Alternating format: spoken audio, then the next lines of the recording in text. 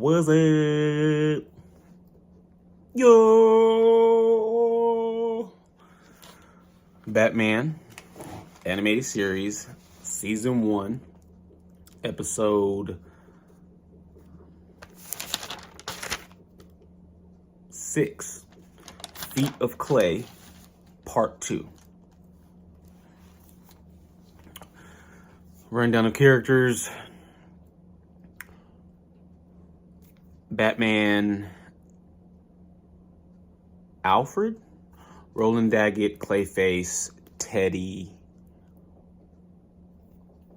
Germs, Lucius Fox, Summer Gleason,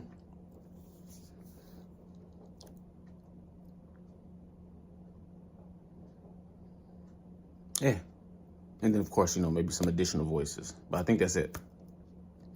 So, part 2, we start with Bruce Wayne getting out of jail. He's taking his mug shots. He gets released. Alfred picks him up. Of course, there's a whole bunch of reporters and everybody. It's a big story. And Alfred is driving away with Batman in the car, or Bruce Wayne in the car. And Bruce Wayne is gonna figure out why Lucius Fox thinks he tried to have him killed. So Bruce Wayne changes clothes. He's Batman, hops out the whip, heads to the hospital where Lucius Fox is. Now, Roland Daggett, he wants to make sure that Lucius Fox is out the picture, because Lucius Fox has important information about insider trading that can get Roland Daggett arrested. He's breaking the law. And being that his first attempt to try to get Matt Hagen to lure Lucius Fox into getting, it didn't work. And so now he's going to send Germs, his right-hand man, to go to the hospital and take care of business. And so you have Batman headed to the hospital where Lucius Fox is at. You have Germs headed to the hospital where Lucius Fox is at. And then Clayface. Right now, he's still not known as Clayface. He's Matt Hagen. He's in his trailer at Imperial Pictures with Teddy, his stand-in. And we see him as Clayface, the official nothing but Clay version. And he's losing it. He's losing it. He's no longer a man. He's no longer an actor. It's really sinking in. He won't be able to live his life as he knew it. And so what he wants to do is he wants to get revenge on Daggett. And so he knows that Daggett's going to send somebody to take out Lucius Fox.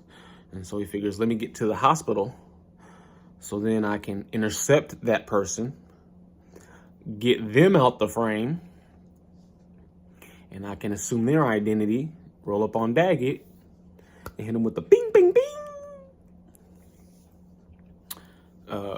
Hit him with that. So it's like a showdown at the hospital. Germs comes in. He grabs a pillow. He's getting ready to take Lucius Fox out. I know, and this is like a kid's show. My man grabs the pillow. He's about to snuff out Lucius Fox. Batman comes through the window, hits him with a batarang. Wha-pow! Takes out the pillow. So now he's chasing him. He corners him. And then the security or what looks like a police officer comes and lets Batman know he'll take it from here. But lo and behold, it's Clayface. Knocks Batman out. Takes Germs up to the roof, he's getting ready to throw Germs off the roof. And Batman comes, tries to intercept, and Clayface has a tough time changing into these different shapes to try to take Batman out, and it ends up wearing him out. And I have my own theory about those, but we're just going through the synopsis for right now. And so then Clayface jumps off the roof, plow, but he's all good. Goes in the drain, and Batman leaves Germs there for the police. Now, Daggett wants Lucius Fox out the picture as soon as possible. Roland Daggett. Did I say Dolan Daggett? I don't know. Roland Daggett wants Lucius Fox out the picture as soon as possible because he's getting ready to go on Summer Gleason's talk show and officially, I guess, introduce or release his product, Renew You, which is basically cosmetic surgery in a little can. And and it seems like maybe it might be a less potent version of it, maybe. But either way, it doesn't matter because he didn't go through FDA regulations. The Better Business Bureau needs to investigate him because he's out here trying to market it directly because it has these side effects, and he can't get anybody else to market for him to market or to distribute. So he's stuck doing small time right now. That's the whole reason why he's even doing the takeover of Wayne Enterprises. So anyways, he's at Summer Gleason's talk show. Now that's where Clayface is headed. And now that's where Batman's headed. Batman's headed there because as soon as Clayface jumps off the roof and escapes, Batman decides to investigate because he goes home. Like, he thinks Germs told him it was Matt Hagen. And so being that, he's like, hold up, this dude's like changing, like what's the deal? He goes to Imperial Pictures into Matt Hagen's trailer and finds Daggett, the cream that he has, and has Daggett's name on it. So then he figures, I know where Daggett's gonna be. Maybe Clayface is gonna be there. So everybody rolls up there. Long story short, there's the showdown. And they have a wild scene at the end where Clayface is going through a self-identity crisis. I mean, he's going through a crisis. And eventually he dies. So everybody thinks Matt Hagen's dead. And Batman has Roland Daggett arrested. So he's in police custody. And Batman, of course, knows that Clayface isn't dead because he takes a piece of clay with him. And basically, after some experimenting, realizes that, nothing that Clayface encountered could have killed him because he reenacted those things on this little thing of clay, and the clay's still fine. And then it ends with just Clayface being on the street in like a red skirt dress. He's as a woman. He's disguised as a woman. Or it's hard to say disguise because he actually does take up like the physical makeup of like an entire person. So it's like he kind of becomes their doppelganger. So yeah, so that's the end of the episode. So that's the synopsis. So let's get into the real, Oh, first, watch the show. Watch the show. I always give a synopsis just to give some type of context to my thoughts, theories, and questions. But always watch the show. The work is great. The animation with Clayface, watching it over and over, I kept asking myself, like, how do you draw that? How do you animate that? They did a great job of everything being so independent of each other when he's changing with the slime and when it's reacting, and you can tell it's going in certain directions, and you can tell when it's rigid or when it's liquefied, or solid when it's liquefied. And yeah, great animation, super dope. So watch it. It's worth watching. Again, I'm never gonna be as entertaining as putting in that much work into animating Clayface. They did a great job. I mean, who am I to even say they did a great job? Really, what I should be saying is my experience. My experience was, it was moving me while I was watching the show. All right, so now let's get into some notes. Again, it was a part 2 of 2 parts, Feet of Clay. So one thing that came up during the beginning of the episode was that Lucius Fox has been in CEO, I guess, of Wayne Enterprises for 10 years, or at least he's been working with Bruce Wayne and Wayne Enterprises for a decade. But they mentioned that. So I think I mentioned, like, in The Cat in the Claw, that Batman maybe hadn't been Batman that long in Gotham. But clearly it's been at least 10 years, which makes sense. Jim Gordon is the commissioner. But I feel like he mentioned somewhere in one of the episodes how long he's been there. But yeah, give some depth, give some past to the world. So 10 years they've had that relationship. So I'm guessing at least 10 years he's been Batman in Gotham. All right, let's see if I can go through this, through the order of it. That was interesting. Well, beginning in the first scene in Matt Hagen's trailer, where he's talking to Teddy and he's really losing it, and it's really dawning on him that his life is not over, but that's because I'm trying not to be negative, but it's basically over. He's like silly putty. He's like Flubber.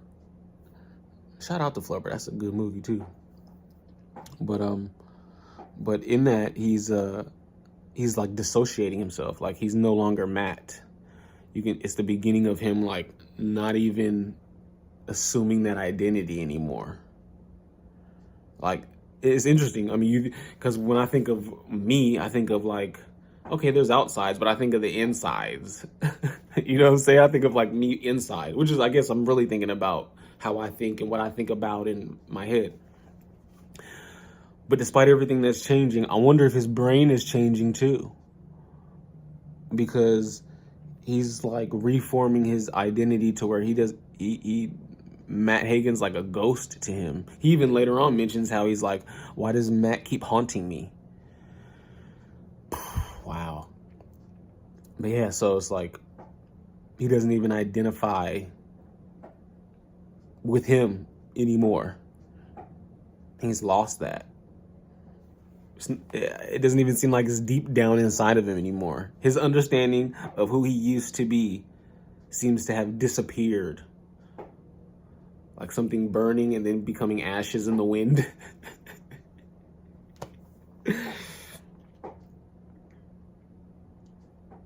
All right.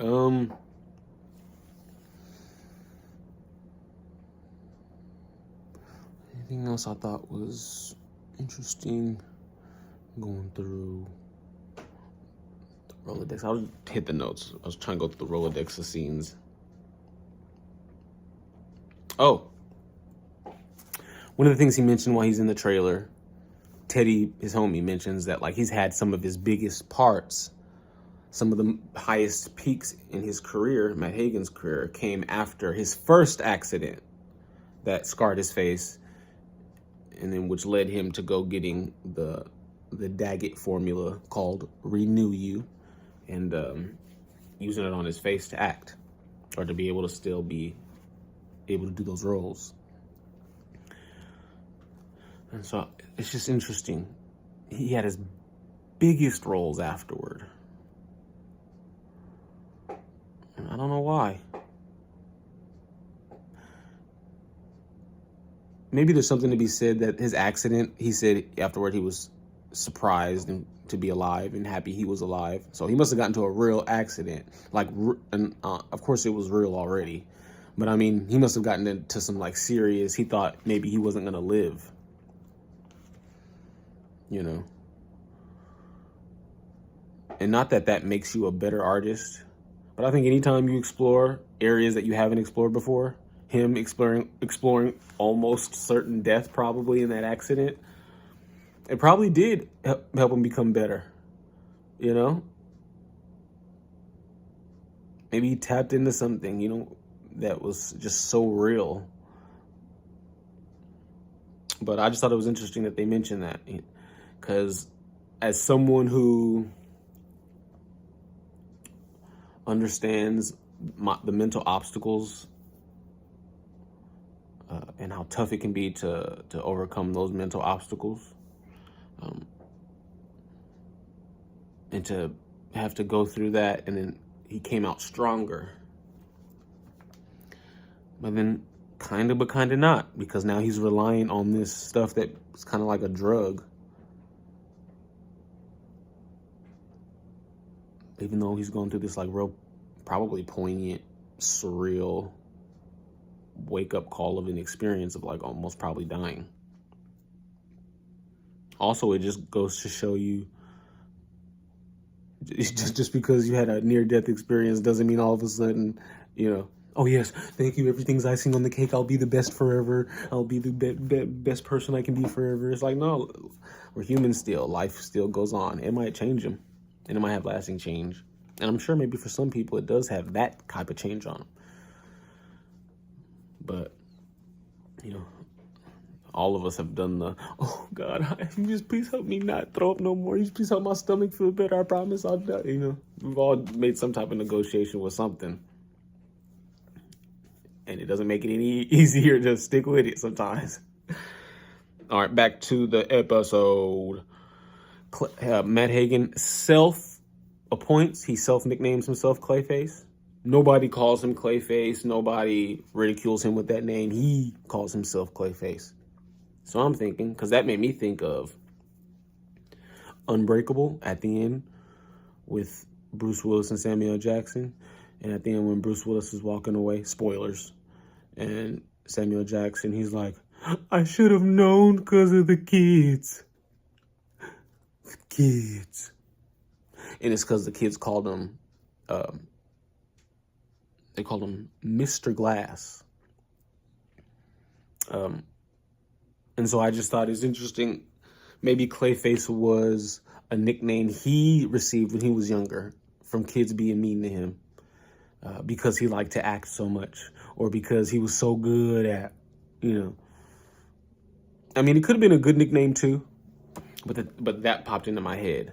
If this guy's a villain and he just called himself his own nickname, just like Mr. Glass does. And it's like, oh, he got it from the kids. And it's like, oh, what if Mr. Clayface? What if Clayface got it from the kids? They called him Clayface. Clay, I don't know. But yeah. So yeah, interesting little thing. Clayface. He self-appointed himself. At the end of the episode, he has transformed in like a woman. She has like a white blouse, I think, if that's what it's called. And then she has a red dress. It starts at her waist, but it goes below like almost to her ankles, and all that's red. So it just made me think of Lady in the Red. And in The Matrix is my favorite movie ever. If I had one movie to watch for the rest of my life over and over and over and over and over and over again, it's The Matrix. The Matrix. It's not even a question. The Matrix. And I say all that to say it made me think of when Mouse, he creates the Lady in Red. It's almost like a red herring that this isn't reality. Something's off. Something isn't quite right. And so the character at the end, even though she doesn't have a full top to bottom red dress, the fact that it looks like most of what she has on, she has like the red skirt, blouse. No, this is the, I don't know so she was from waist to shoulders, she had the white shirt, and then from waist down, she had the red, and then she had red lipstick too. So I thought that was a nice little, that made me think that, there's some deception there. There's something that's not quite right, or not quite what I'm seeing. He has the wild, so they have the scene when they're all at the sound stage where Summer Gleason's having her night talk show. It might be a day talk show. Probably a night talk show, because almost everything happens at night on that show. And what was I even saying about it? Oh, yeah, when they're at the soundstage studios or whatever, and Batman ends up getting him into the room with all the screens, and him and Clayface have this showdown where Batman's already pre-placed tapes into in the VCRs in the room. That's hilarious. I Nah, people know what VCRs are, even though we don't watch them. People know. I don't think I'm gonna have. I don't. Yeah, I'm not gonna describe what a VCR is or a cassette tape. I'm sure people or videotape. I'm sure people know. We just don't use them like ever. When Batman lures him into that room, turns it on, and it's all the characters he's played, or a lot of the characters he's played. Clayface, and he's in there, and he's turning into the different characters, and he can't control it, and it's causing him to like spaz out and overload, and he's not even showing any. He goes from jumping to all these different characters till you could tell he's having trouble, and it's starting to split in half, and so he's half of this character, and then it starts to get even more warped and distorted into where he's not any of the characters. He's just a whole bunch of mess and everywhere, and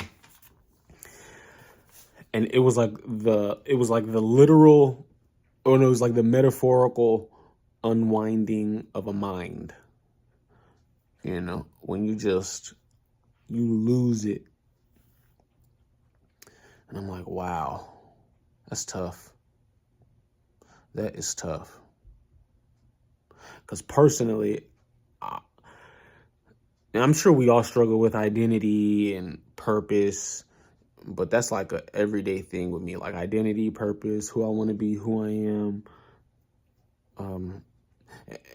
And it doesn't help that I'm always either on the phone or watching something or listening to something or someone else or a podcast, because I end up having those thoughts ringing in my head, or listening to music and having those thoughts ringing in my head, or reading, you know what I mean, as opposed to just being with me and having my own thoughts in my head.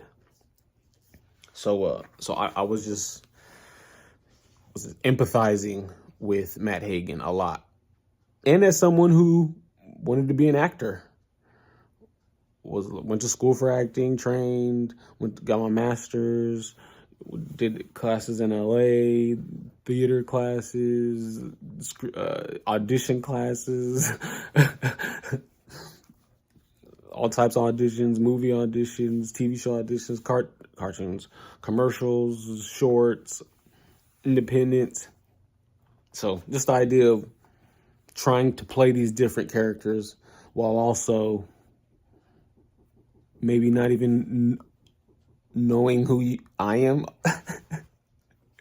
Which also brought up another point in this show, because it didn't seem like Matt Hagen had much of a life outside of acting. Teddy was the only person that was caping for him, his stand-in, who I'm sure he had a pretty cool relationship with, but the times that we see them together, he's always treating Teddy like ish. He's not treating him like the homie. He's not treating him with respect. He's not treating him like an equal, or like, hey, yo, I'm gonna try to help you get these roles. Like, especially having been not even stepped a toe into that world, really, having really just been on the outside looking in. Nobody just wants to be a stand-in just to be a stand-in. I'm sure it's a cool job, and if it pays well, dope. But nobody's gonna be a stand-in. Somebody goes, hey, you want to be the star of the movie? And they're gonna be like, I'm good. No, they're probably gonna say yes if they ever offered a role. And I say all that to say, you know, Matt Hagen's like a star. He ain't got Teddy no roles. And I'm assuming Teddy's been his stand-in, so I guess he keeps him employed. Okay, I get you on the Once Upon a Time Hollywood, Leonardo, Brad Pitt situation. But, I mean, it actually seemed like Leonardo's character, like Brad Pitt's character. Matt Hagen don't even look like he messes with Teddy like that. And Teddy still, he still holds it down for him. So, yeah, this artist, it was great. I called him a man of a million faces. And when that's taken from him, he's like, he doesn't even know who he is. He doesn't even know who he is, really. That's the interesting part. Who's Matt Hagen outside of being an actor? None. There's nothing there. And I get it. If you want to do one thing, you're passionate. But I'm saying, like, my man wasn't even, like, he was going through problems. He wasn't calling up his mom. He wasn't calling up his uncle. He wasn't calling up, yo, let me call another star that's been in my circumstance. No. He wasn't calling on nobody. And Teddy was getting on his nerves. Teddy was his Uber. That's what Teddy was. So, yeah, heartbreaking. really heartbreaking. The show has some like just heartbreaking elements. You know what I'm saying? And then what I just finished Heart of Ice, tugging at my tears. My man crying about Nora, talking about he failed her because she's passed. The show. All right, let's see if I keep it moving. Oh, so at Daggett Industries, they have a scene where Roland Daggett's walking with Germs. And when he's telling Germs to go handle business back at the hospital with Lucius Fox. But as they're walking, they make it real dark. Now, I think in part one, they've all walked over. It's like this bridge over the warehouse, and there's vats at the bottom. It was all light and nice when they walked through it in part one with Roland Daggett, Germs, and Bell. But in part two, it's darker in there, and it's just Roland Daggett and Germs. And they walking through, Roland Daggett's telling them handle business, but they got the light to make it look extra sinister. And I noticed they have these vats of, looks like acid, chemicals below them, because when they're walking over them, and they made them look like super neon green. And I thought, well, at the end of this episode, Daggett does get arrested. It's possible his pharmaceutical company or those laboratories things were shut down after this episode. And we still haven't seen the Joker. So I'm thinking, wow, is it possible Joker's origin happened at Daggett Industries? Now, maybe it was Ace Chemicals. So maybe this Daggett Industries becomes Ace Chemicals. Or you can, who knows? Maybe you could even play with it and if you're writing a story.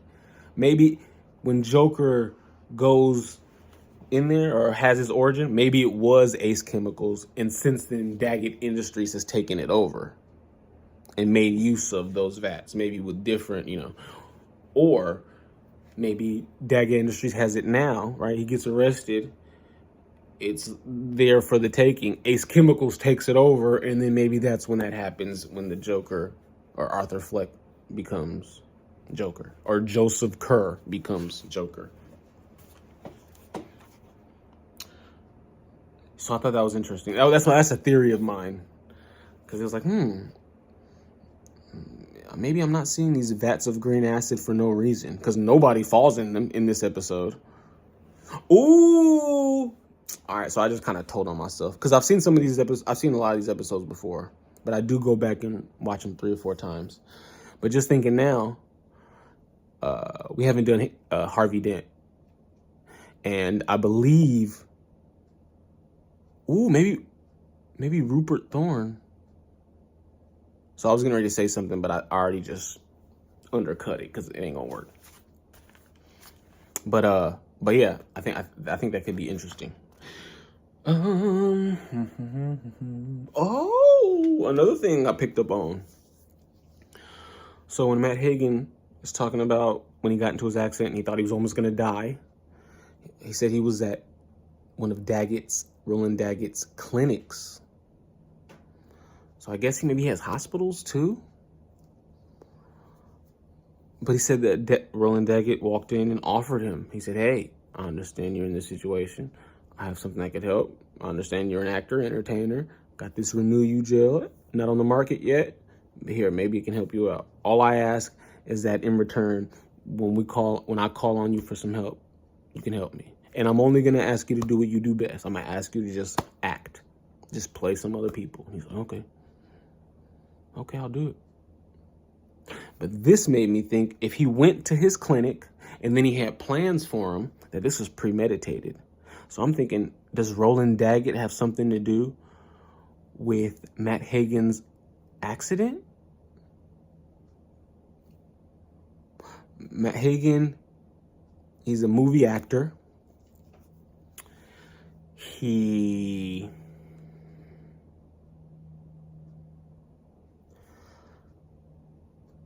is playing in a movie called Gangbusters, right?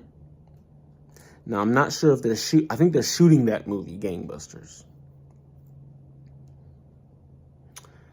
So maybe it's possible, in an effort to learn more about the underworld and crime, Maybe contact somebody, spend some time with them for the movie. Maybe Roland Daggett gets wind of this or somehow knows and goes, oh, so he's doing this to get a movie. Okay, cool. Maybe, I'm trying to figure out how could Roland Daggett have had Matt Hagen in his crosshairs? Right? What makes Matt, I mean, I guess being an actor, I guess because he is seen as the man of a million faces. Interesting. Because I'm like, why even target him? But I guess if you have this new formula, I guess one of the best ways for promotion is people really using it. And so he goes, all right. I mean, all for... Well, he is planning a hostile takeover, so maybe this is part of his plan. He gets his own ambassador. But first, who's just going to work for him? He wants somebody that he doesn't have to pay fairly. He wants somebody that's going to do any and everything he wants. Also, I guess if you think this stuff works, he can be a bit of a chameleon for you. He could be in your stead, but then I guess you see he's not up to par. Because he did run away from the job without it being done. But sorry, just an interesting theory. Like, man, what if Roland really set up Matt Hagen so that way he's like, all right, take him to my hospital. He could have him set up, keep an eye on him. All right, make sure you call the ambulance. Take him to my clinic. My clinic. Oh, man, Gotham's dark. But it's possible. It's possible. Not that I know all the particulars, but I've heard, was it Charles Manson and was it MK Ultra? I don't know all the particulars, but to me, though, as a layman, as a citizen, one of the things I take from that is it is not too far-fetched for someone to seem insignificant and for a power or an agency to take interest in them in order to get some type of information, whether through experimentation, through whatever. And so it's like, I can definitely see Roland Daggett, especially someone maybe with Matt Hagen's influence and ability. All right, I'm gonna make him my stooge. He's gonna be my stooge. He's gonna be my weapon. So yeah, wow. Roland Daggett get that boy off the streets. That boy is savage.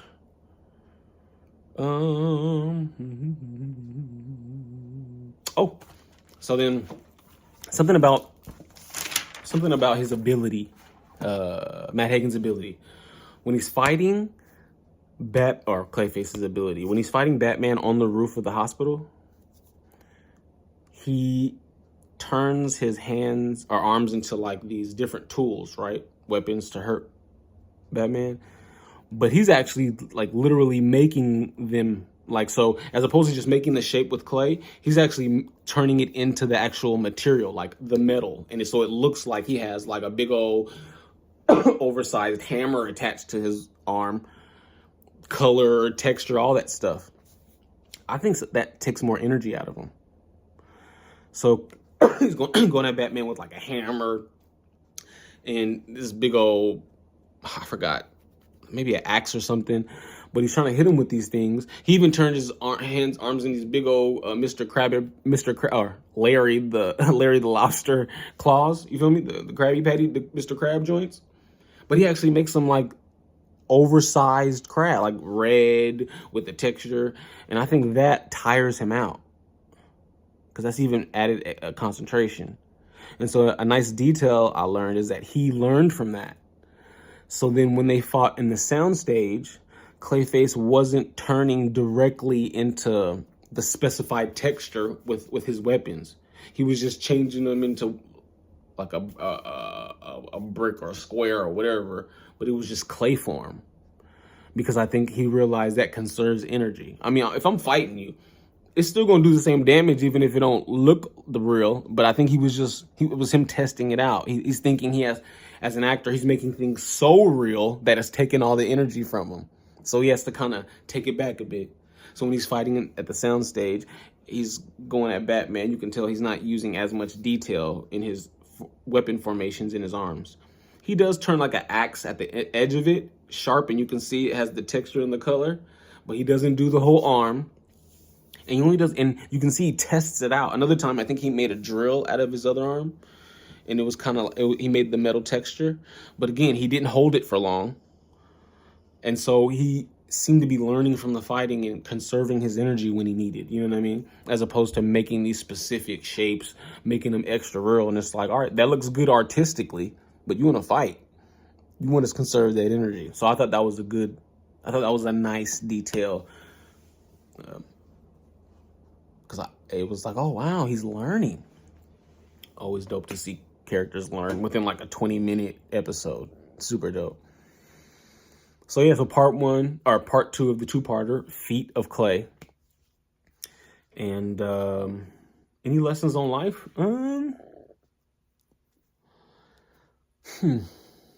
Well, I guess self-identity being a big thing.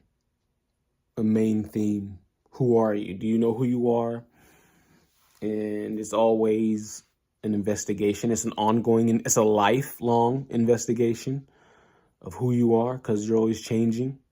Life has changed. You're always going through different circumstances. You're getting older. I'm getting older. And so take the time. So I guess the goal, because I'm working out of the habit of I need 100% completion, fill all the corners, every piece of the puzzle, just so I can say it's clean, organized. I will have order. But that's not how things work. So what's up, girl? I guess I'm talking too loud or something. Or maybe she was saying hallelujah. I got you. Yeah, she knows. She said, I'm having self-identity issues too, Uncle. But it's not, I know myself and I'll never change. For me, I'm thinking I'm continuously, habitually taking deliberate time to understand myself and the flow of the river that is me. Because I'm not like a picture. I'm not a stagnant 2D, not changing thing. I'm like a breathing, moving, fluctuating. Even when I'm still, I'm in motion, you know? So it's like, I'm like the flowing river of me. But just keep being present with that. It's not like I did 10 hours of being present this week. All right, cool. I'm just going to not be present for a couple of days to relax. It's like, no. It's a all the time job to self-evaluate and who you want to be and why, and does that still exist? So that's what that makes me think about. Identity. And I guess hope. Like, you got to have some hope, or else stop paying attention. Because if you pay attention too close and you don't have hope, you start coming with some wild solutions. You know what I mean? That don't really help. So, yeah. Just hope. Try to have some. Work on having hope. Just like work at having muscles, work at having money. I need to do what I need to do to work at having hope. So constant self-reflection and work on having hope. Work on strengthening the smallest kernel of hope. So no matter how dark it gets, I can just hold on to that kernel at least and just build on it. Yeah. Good episode. Just thinking back,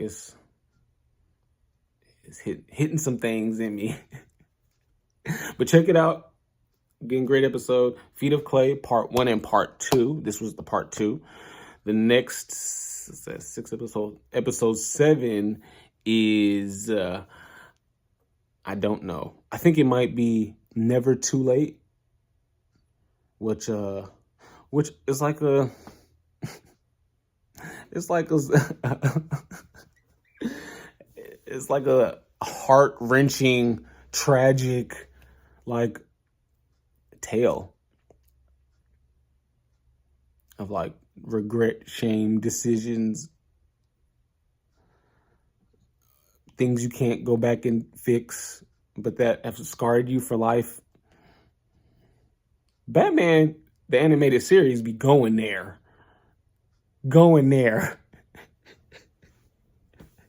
I guess you did need those bright, colorful, sugar infested commercials in between these scenes. Because dang, this show was going there. But yeah, that's all I have for this one.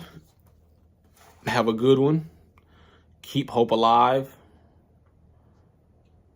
Dang, yeah, keep hope alive and just keep swimming. Keep moving forward. Meet the Robinsons, keep moving forward. And I will do a review on Meet the Robinsons. That's one of my favorite Disney movies. Meet the Robinsons keep me, when I'm feeling down, I'm like, there's no hope. I don't even know what I'm doing. Why am I even making these videos? Ippo Makanouchi and Meet the Robinsons. Give you hope like a woo. But yeah, all right. Peace.